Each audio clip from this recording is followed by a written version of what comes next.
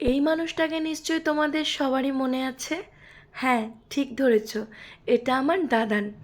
বেশ কিছুদিন আগে দাদান প্রচণ্ড অসুস্থ হয়ে পড়েছিল, যার কারণে আমরা প্রত্যেকে প্রচুর প্রচুর টেনশনে ছিলাম।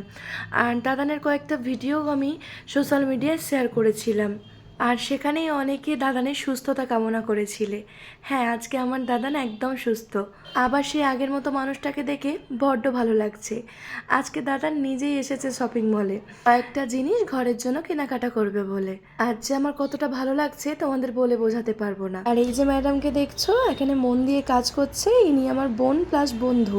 দাদানের যা যা নেওয়ার ছিল সেগুলো এখানে নিয়ে নিয়েছে, আর লাস্টে বিল করিয়ে নিয়ে এবার বাড়ির দিকে যাচ্ছি। সুমোশেবের উল্টো দিকেই মনোহর লন্ড্রি, অর্থাৎ আমাদের বাড়ি মেন রাস্তার ধারেই। তোমরা প্রত্যেকেই এতদিনে সেটা জেনে গেছো। তো বাড়িতে ঢোকার সাথে সাথে দেখছিলাম আমার মেয়ে পড়তে যাবে বলে রেডি হচ্ছিল, তো মেয়ের হাতে একটা বিস্কিট দিলাম আর বললাম যে অজয়দাকে দিয়ে দেওয়ার জন্য। অজয়দা আমাদের বাড়িতে ইস্ত্রি করে, আর উনি পুচুকে প্রচুর প্রচুর প্রচুর ভালোবাসেন।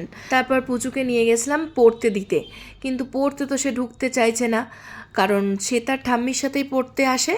আর মা আজকে এসেছে মানে সে ভাবছে মা নিশ্চয়ই কোথাও না কোথাও বেরোবে, তাই কিছুতেই সে পড়তে যেতে চাইছে না। আমি একটা চকলেট দেওয়ার চেষ্টা করলাম, কিন্তু সেটাও ফিরিয়ে দিল।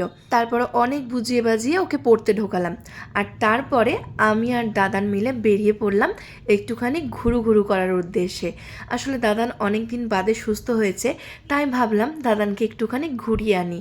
এখন বাইরের হাওয়াটা দাদানের জন্য ভীষণ প্রয়োজন, তাই প্রথমেই চলে গেছিলাম শ্যামসুন্দর ঘাটে। আমাদের বাড়ি থেকে বেশ কয়েক মিনিটের রাস্তা, তাই সেখানে গিয়ে বেশ খানিকক্ষণ গঙ্গার পাড়ে বসার পর মনে হলো চন্দননগর স্ট্যান্ডে যাই। যেই বলা সেই কাজ, দাদানকে নিয়ে চলে গেলাম স্ট্যান্ডের উদ্দেশ্যে।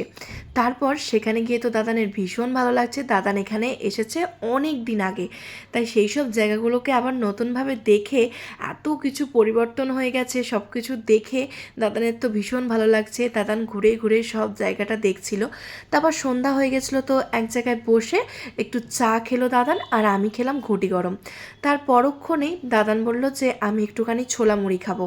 দাদানের তো বেশি কিছু খাওয়া যাবে না, তাই শুকনো মুড়ির মধ্যে ওই ছোলা সিদ্ধ দিয়ে দাদান খেলো, আর আমি নিয়েছিলাম ঝালমুড়ি। আমি সেটা দিয়েই পেট পুজো সেরে নিলাম, কারণ ওই দাদান সামনে খাবে না আর আমি খাবো, সেটা কেমন একটা লাগে নিজেরও। সেই জন্য আমি আর বেশি কিছু খেলাম না। বেশ কিছু ভিডিও দাদানের আমি করেছিলাম, কারণ এইগুলোই আমার কাছে অনেক অনেক বড় জিনিস। যখনই মন খারাপ করবে আমি দেখব, কারণ আমার বাড়ির লোকগুলোকে তো আমি সবসময় সামনে পাই না, তাই এগুলোই স্মৃতি হিসেবে আমি আমার কাছে রেখে দিলাম। আজকের ব্লগ ভিডিওটা কেমন লাগলো অবশ্যই কমেন্ট করে জানিও।